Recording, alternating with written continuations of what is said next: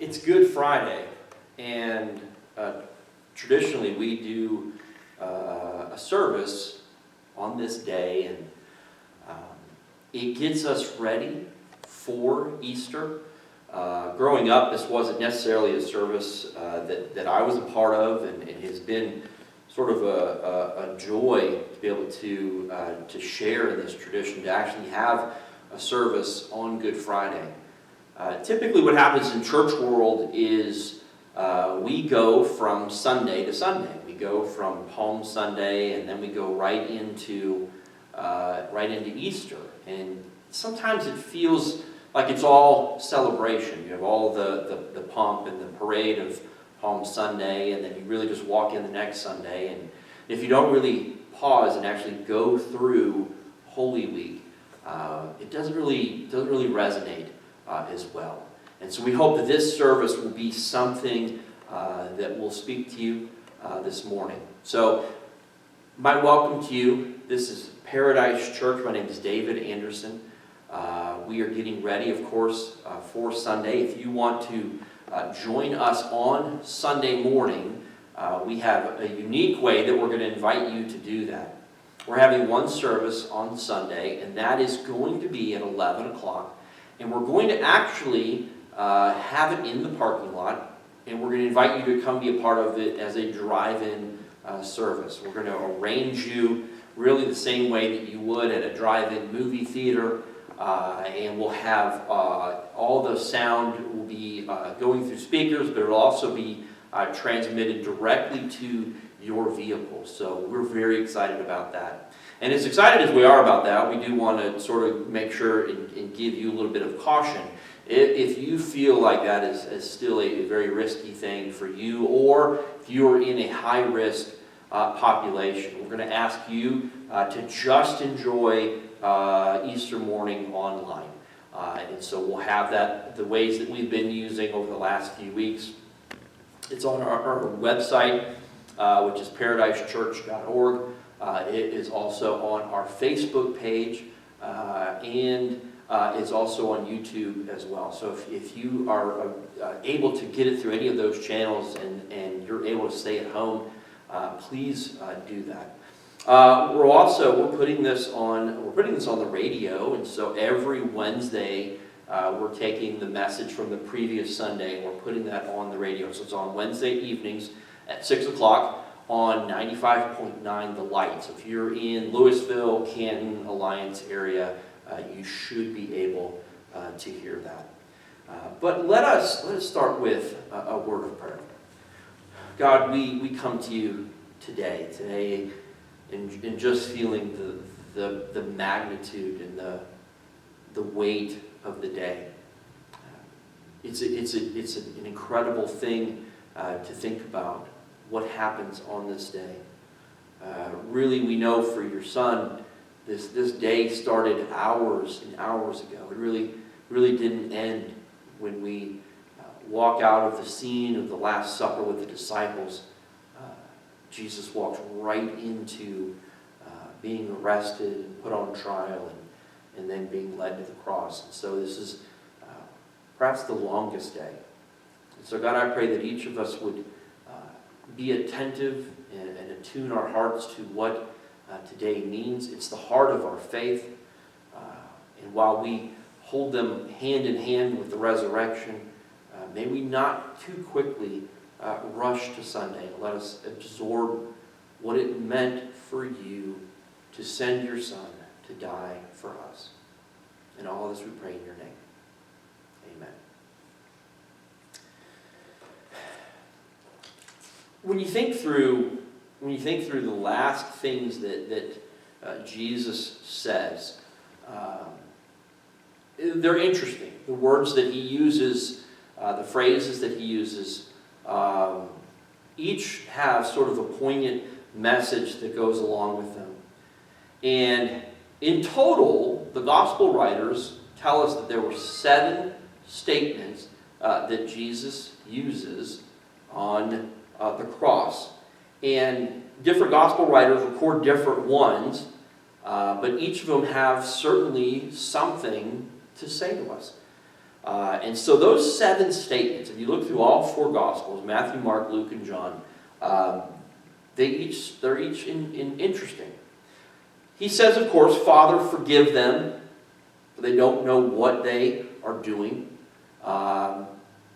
That's a powerful statement. The fact that he, even at the point of crucifixion, that he is still in the process of bringing salvation, bringing forgiveness. He extends that in one of the Gospels, records that he says to one of the thieves that was hanging on the cross with him, "Today you will be with me in paradise." So again, just that extension of grace and mercy. In the Gospel of John, John records that he has this moment with John, the Gospel writer, and his mother Mary, and he says to both of them, he speaks to John and says, "John, behold your mother." And then for his mother, he says, "Behold your son." And so there's sort of this sense that he wants to make sure that Mary is taken care of after he is gone. Another one that he says, "I thirst." And it's sort of interesting. He sort of points to his humanity. And it sort of dispels any idea that we would have that Jesus was an angel or a superhero or magical or anything like that. That at this moment there is this revelation again of his humanity, that he was actually in pain, he was actually dying a death. And then he says another phrase that's incredibly powerful. It says, "It is finished. Into your hands I commit my spirit." And he's sort of speaking to this idea that he's been focused on this mission the whole time. From beginning to end, there was a singular focus, even though the disciples tried to sort of pull this way or that way, or the crowds, or all the stuff that was going on. Jesus never left his focus. He had something that he started. He had something that he needed to finish. And this work, this day, this action on the cross is that significant event. And he declares that it is finished. Now, each of those six statements make sense.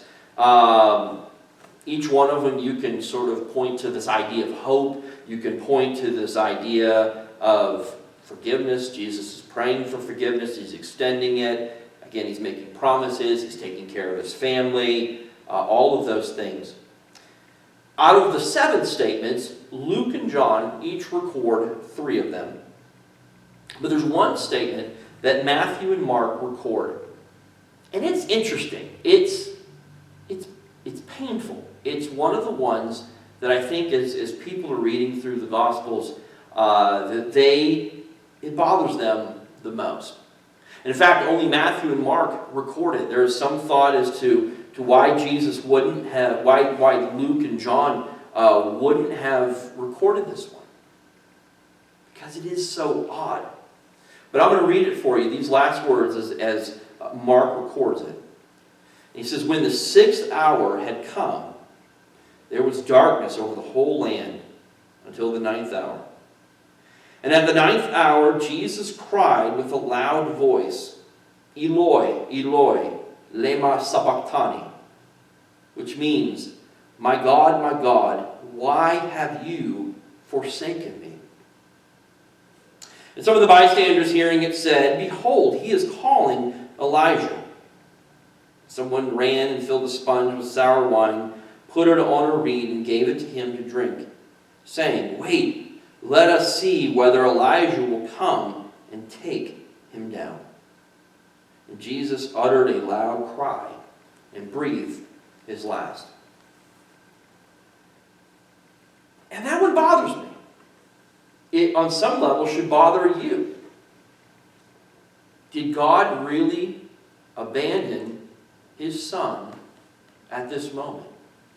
Did God really abandon Jesus just moments before he breathes his last? This one gets us partly because for many of us this is a fear.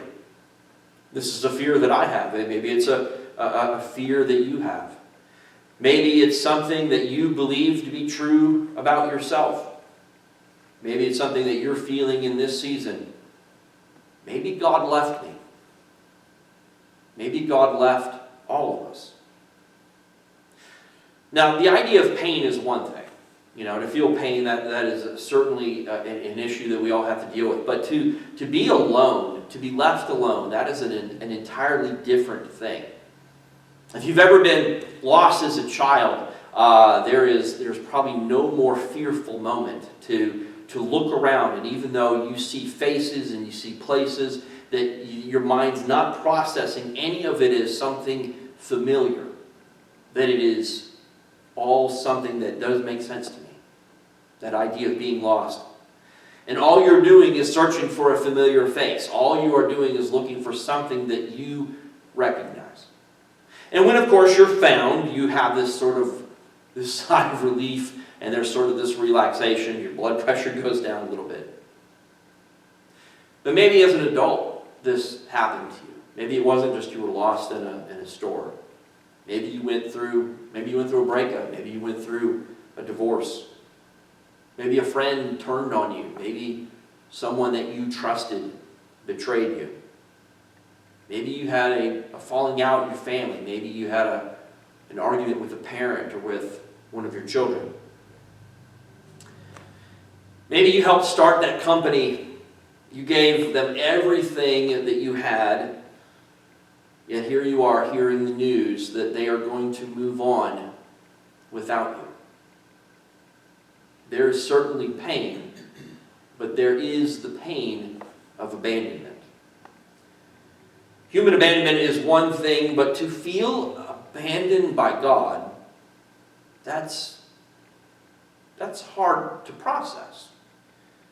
Now, the crowds that welcomed Jesus on Palm Sunday, they were laughing at him today. Everyone who had welcomed him by waving palm branches and singing Hosanna, they're all mocking him. They're all spitting on him. The guards who had taken part in his scourging just hours before, now they're looking at him on the cross.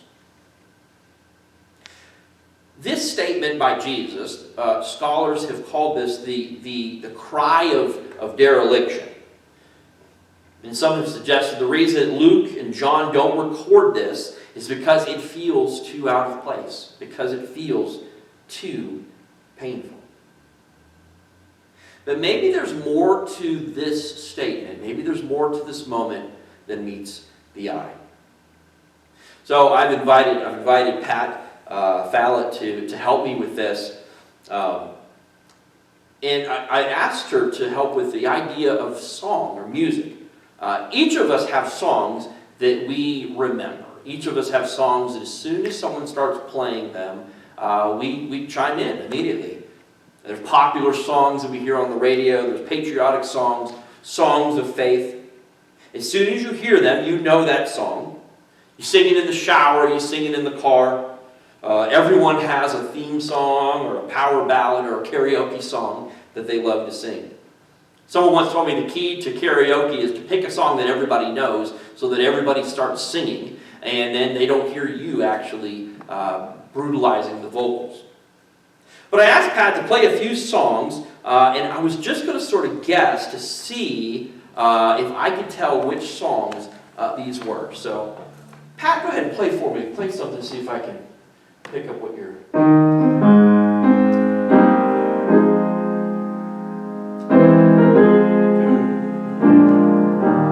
It's the national anthem. Very good.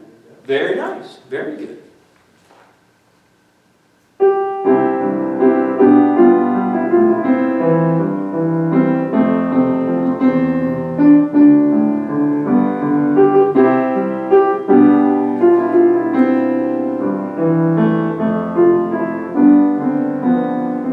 Very good. Piano Man by Billy Joel. Very nice. Very good. Very good.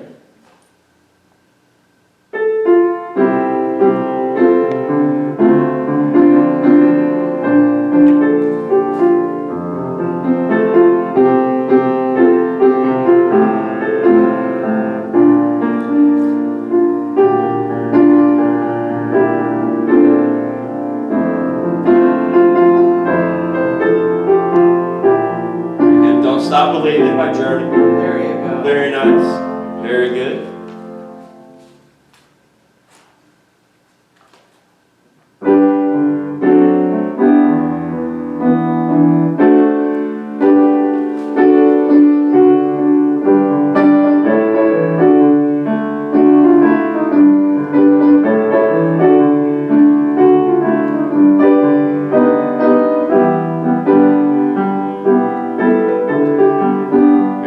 Love Is All You Need by the Beatles. I'll let you play that a little bit longer because I love it. You like that? Okay. All right.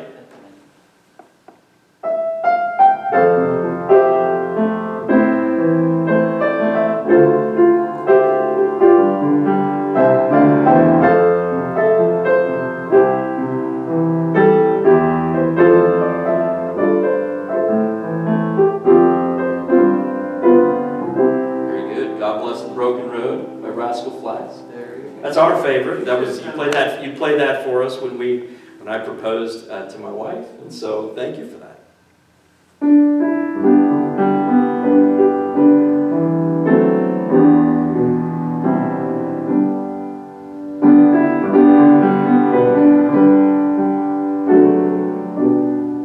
Amazing Grace. That's beautiful. That's perfect. And so hopefully, as you're hearing some of those songs, you knew what they were as soon as she started playing those. When Jesus utters this line, my God, why have you forsaken me?" He's actually quoting the Old Testament. He's actually quoting Psalm 22. Now you're probably familiar with Psalm 23, which is the shepherd's psalm. The Lord is my shepherd, I shall not want. The psalm that comes right before that, though, is this psalm that Jesus is referring to. Maybe Jesus is not asking a question. Maybe he is not asking about where God is. Maybe he's praying. Everyone who knew the Scriptures, everyone during this time who knew anything about King David or the Psalms, they knew that this was the first line of that psalm. The young people in the crowd, or the Romans, they didn't quite understand what he was saying. When Jesus speaks in Aramaic and he says, "Eloi, Eloi, lema sabachthani," maybe their ears didn't process it the right way, and they heard, well, maybe he's calling for Elijah. But the Jewish people, the older people in the crowd, they knew immediately, no, he's not doing that. He's just singing a really old song. Psalm 22 is incredible. It starts off with this question. It starts off, verse 1 of Psalm 22 says, my God, why have you forsaken me? Why are you so far from saving me from the words of my groaning? Oh my God, I cry by day, but you do not answer, and by night, but I find no rest. Again, the Jews in the crowd would have heard these words as if we were all hearing Amazing Grace. This hymn was a popular hymn, and it described David's suffering. David writes that he's in pain, that he's encircled by his enemies, that his body is crushed. But the psalm doesn't stay there. It keeps going. He continues in verse 3. Yet you are holy, enthroned on the praises of Israel. It starts to take this interesting turn. In your fathers, in you our fathers trusted. They trusted and you delivered them. To you they cried and were rescued. In you they trusted and were not put to shame. But I am a worm and not a man, scorned by mankind, despised by the people. All who see me mock me. They make mouths at me, they wag their heads. He trusts the Lord. Let him deliver him, let him rescue him, for he delights in him. It's amazing that what David is describing in this psalm, written hundreds of years before this moment, that he is actually talking about the same situation that Jesus is going through. Verse 9. Yet you are he who took me from the womb. You made me trust you at my mother's breast. On you was I cast from my birth, and from my mother's womb you have been my God. Be not far from me, for trouble is near, and there is none to help. Many bulls encompass me, strong bulls of Bashan surround me. They open wide their mouths at me like a ravening and roaring lion. I am poured out like water, and all my bones are out of joint. My heart is like wax. It is melted within my breast. My strength is dried up like a potsherd. My tongue sticks to my jaws. You lay me in the dust of death. Just the picture. Just the picture that David is describing here is the exact same thing that Jesus is experiencing. Go down to verse 18. They divided my garments among them, and for my clothing they cast lots. That this psalm is actually predicting everything that's happening to Jesus in this moment. But then it does take this turn. The psalm takes a turn, and in where it starts with this sort of bleak idea of being alone and being abandoned and being left. David continues in verse 19, "But you, O Lord, do not be far off. O you, my help, come quickly to my aid. Deliver my soul from the sword, my precious life from the power of the dog. Save me from the mouth of the lion. You have rescued me from the horns of the wild oxen." The psalmist isn't writing about being abandoned. He's actually writing and asking God for help. He continues, "I will tell of your name to my brothers. In the midst of the congregation, I will praise you. You who fear the Lord, praise him. All you offspring of Jacob, glorify him and stand in awe of him, all you offspring of Israel. For he has not despised or abhorred the affliction of the afflicted, and he has not hidden his face from him, but has heard when he cried to him."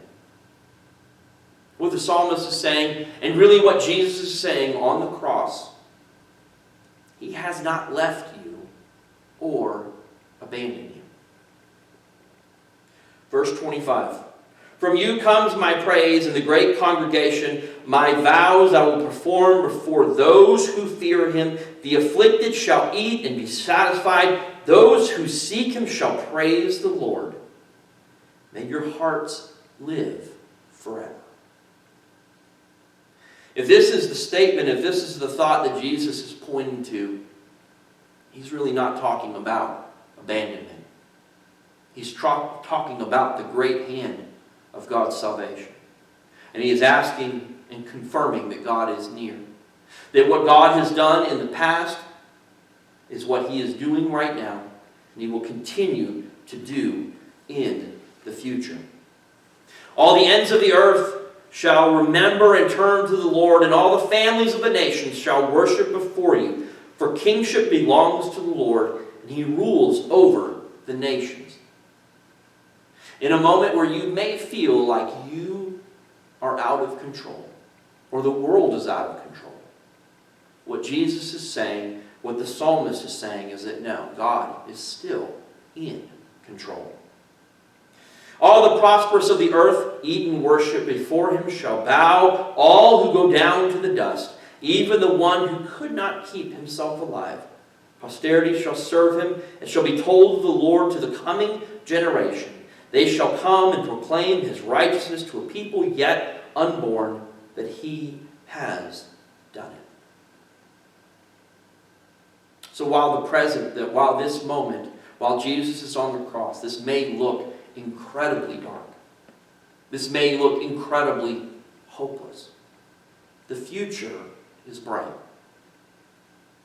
God is going to take care of what is going on now, and the story of what is happening now will be told to future generations.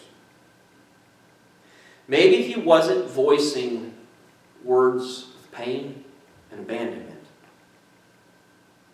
Maybe these were just prayers of deliverance.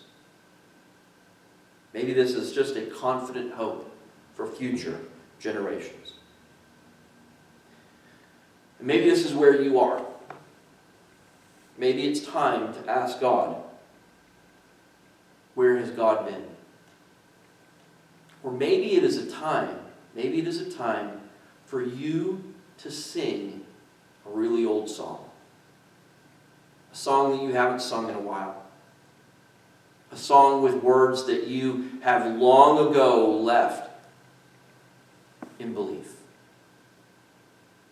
Maybe it's time for you to come back to a song that you know the words to. Maybe you've forgotten them. But as soon as you start hearing them, it reminds you. Jesus uses the words of this powerful song to remind the people God is in control. He's in control today, and He's in control tomorrow. Hopefully that's the word for you. Let's pray.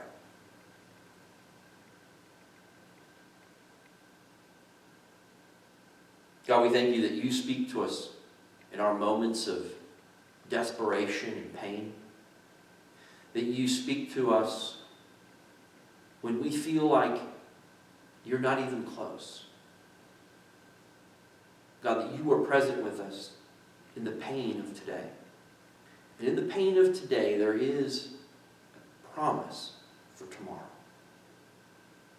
God, we thank you for what you did on this day, this Good Friday. And we look forward with expectation to the Sunday that's coming. And all this we pray in your name.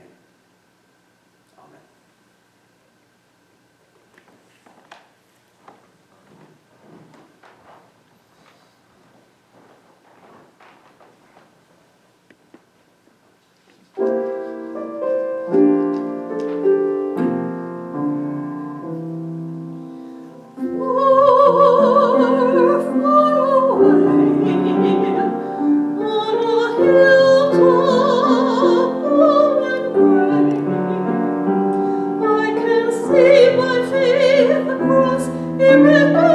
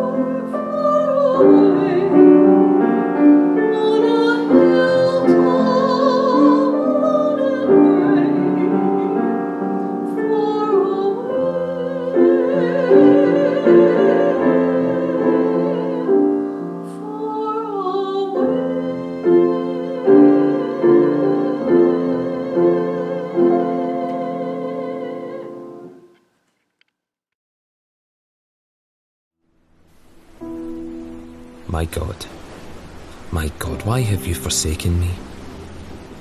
Why are you so far from saving me, so far from my cries of anguish? All who see me mock me, they hurl insults, shaking their heads. He trusts in the Lord, they say. Let the Lord rescue him. I am poured out like water, and all my bones are out of joint. My heart has turned to wax, it has melted within me. My tongue sticks to the roof of my mouth. You lay me in the dust of death. A pack of villains surround me. They pierce my hands and my feet. My God, why have you forsaken me? A door swings shut on the sun and the day is plunged into the depths. Life itself in broken flesh and blood hangs gasping now for breath.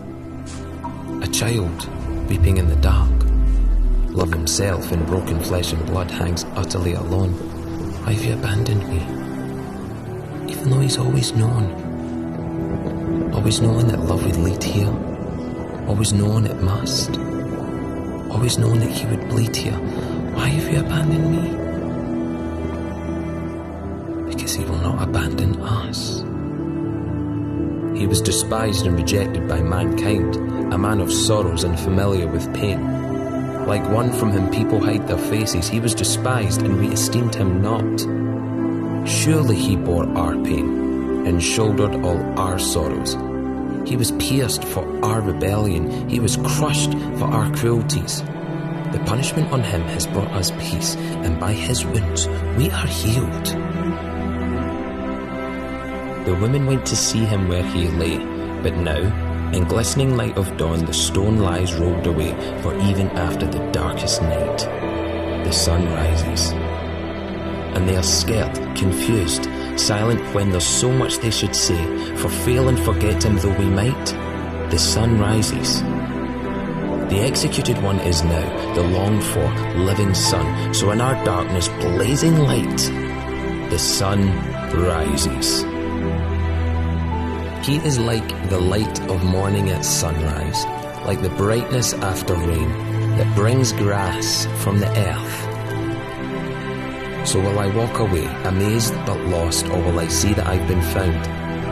Could my life be full of bright new grass surging upwards from the sun-warmed ground? His stone is rolled away, but where is mine? Should I stay hidden in the dark and cold? Or should I let the sunlight fall? Let him come in and find together what this bright future holds. Risen Son of God, you have plunged into the dust of death for me. You were left alone so I would never need to be, and now you stand there, living.